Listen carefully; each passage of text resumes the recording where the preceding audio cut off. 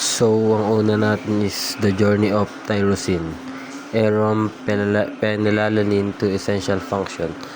So, dito ipinapaliwanag na ang tyrosine ay isang amino acid na kayang gawin ng ating katawan mula sa isa pang nutrient na tinatawag na phenylalanin. Mahalaga ito dahil tyrosine ang kumbaga po is yung nagsisilbi pong tawag dito building block po para makagawa ang katawan natin ng kumbaga yung mahalagang bagay gaya ng neurotransmitters. Ito po ay para sa utak, hormones para sa energy, at yung pigments naman po is para sa kulay ng balat at buhok.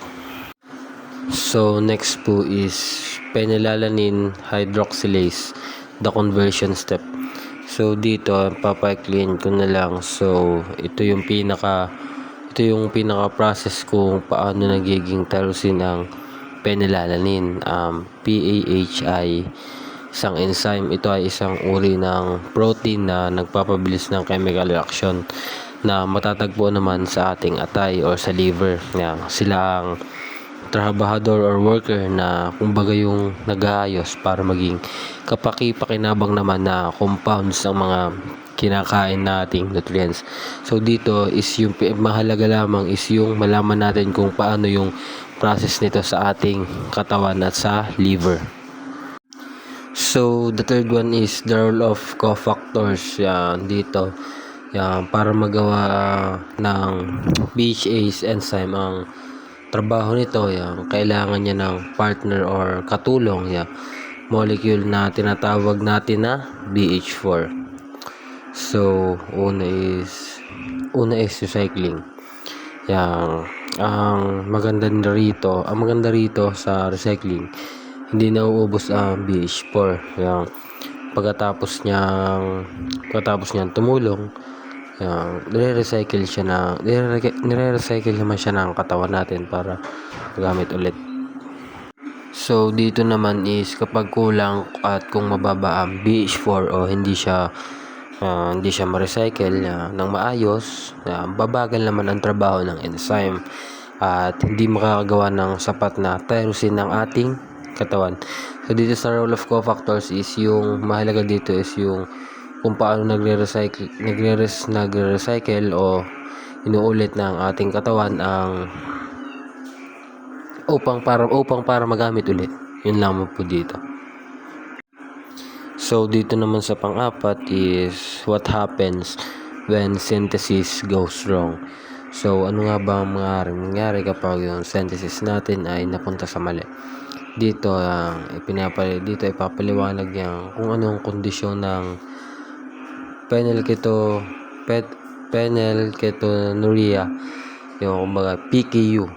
Nangyayari ito kapag hindi gumagana ng maayos ang enzyme. Ang problema, nag-iipon ng phenylalanin sa loob ng katawan na nakakasama naman sa utak natin. Tapos habang kulang naman ang tyrosine, dito kaya mahalaga ang newborn screening pagka panganak pa lang. Kapag na-detect agad, pwedeng gamutin sa pamamagitan ng special diet.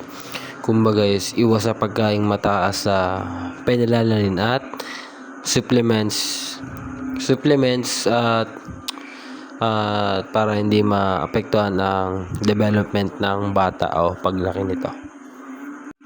So dito naman sa Beyond Synthesis Tyrosine Skills, dito naman nakalista kung bakit natin kailangan ng tyrosine sa ating daily life. Una is mood at focus. Tumutulong ito sa paggawa ng dopamine at epinephrine para hindi tayo ma-stress at makapag-focus. Sunod is energy. Parte ito ng paggawa ng thyroid hormones, nagkokontrol ng ating metabolism. Third one is physical appearance. Kailangan ito para sa melanin, kulay ng balat, buhok at mata. Sa pang-apat is cell communication. Ginagamit din ito ng mga cells para mapag-usap-usap o mag-send ng signals. Kung bagay sa madaling salita, pag hindi gumagana ng tamang conversation process, kailangan tulungan ang katawan sa pamamagitan ng diet o supplements para manatiling maayos ang ating brain function, energy at pigmentation. So ito lamang po ng aking report at sana po ay may naintindihan kayo at salamat po sa pakikinig.